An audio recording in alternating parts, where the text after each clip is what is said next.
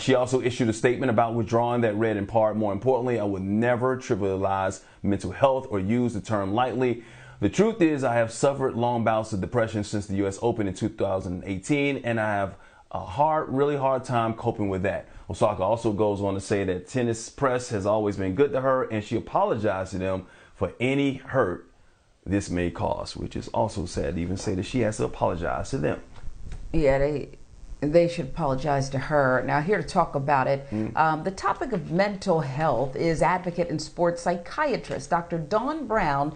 Welcome back to BNC and start your day, Dr. Brown. We need your voice, your expertise, your training.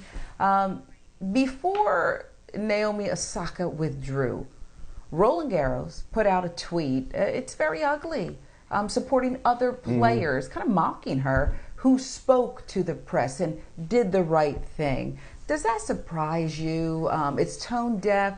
It's just not understanding of what this is about, her mental health, yes?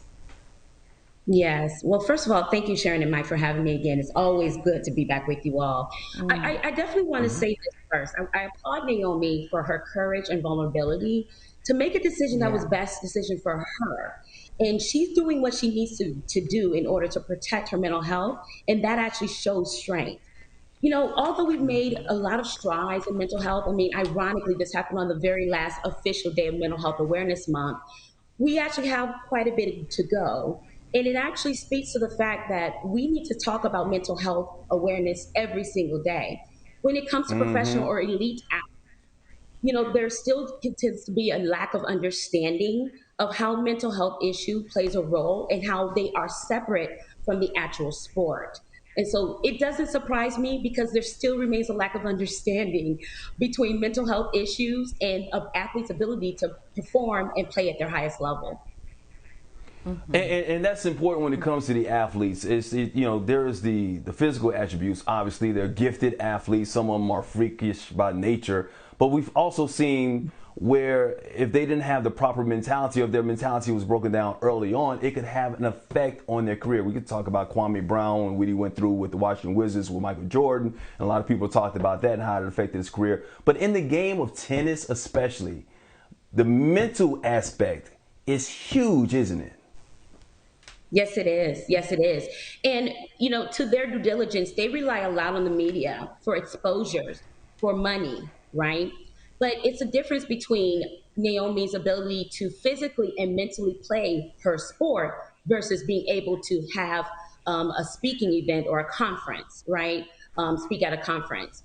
So it talks about social skills and how that's different from having pre-existing mental health conditions that she's actually verbalized that she has not yet coped with. And so when you're actually combining these two, it can be very dangerous. And when you're having a lack of understanding with these type of organizations that are penalizing the athlete's ability to perform in their career, that's a problem as well. But this goes. I'm going to take it a little bit beyond sports and transcend, because there are people that have jobs sometimes, and they could be doing their job and great at their job, and then they're put in a position where hey, you know what? You got to speak in front of a group of people, and they are scared to death. How do you help them get over that type of fear?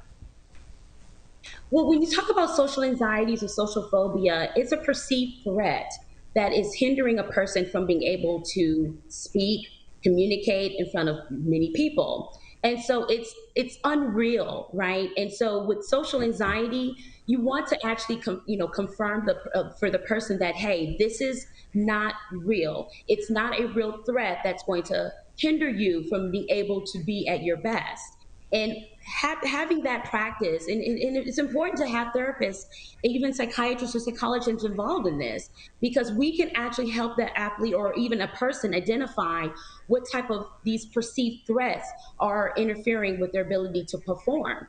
And so taking, having safe practices like Naomi, for example, she wears headphones. A lot of athletes wear headphones, right? Teo, you were saying, was wearing headphones when he was working out. These are working in the moment, but it's not necessarily identifying and addressing the stress and the anxiety that's Yeah. actually happening in the moment as well. So it's undermining that. So it really takes a lot of effort, and working with a therapist or a psychiatrist or psychologist can be very helpful for individuals to deal with these type of situations.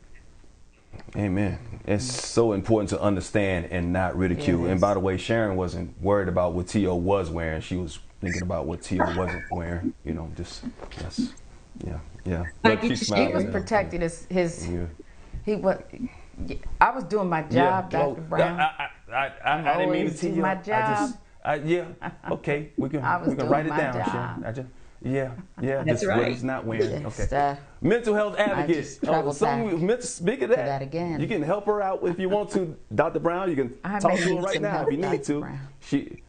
Go ahead, Dr. Brown. You want Oh, to wait, help no, Sharon? I can't unsee that. You may have to call me. Look, and for she gone. this. Now she gone. She gone off on the Dr. Brown, thank you so much. We Ooh-wee. appreciate you. I never seen Appreciate anything you. like Can that. I in come my life. get on your black couch sometime? Anytime we talk about T.O., I need to come get on your black couch, Dr. Brown. Let me just let you know. That was spectacular. No,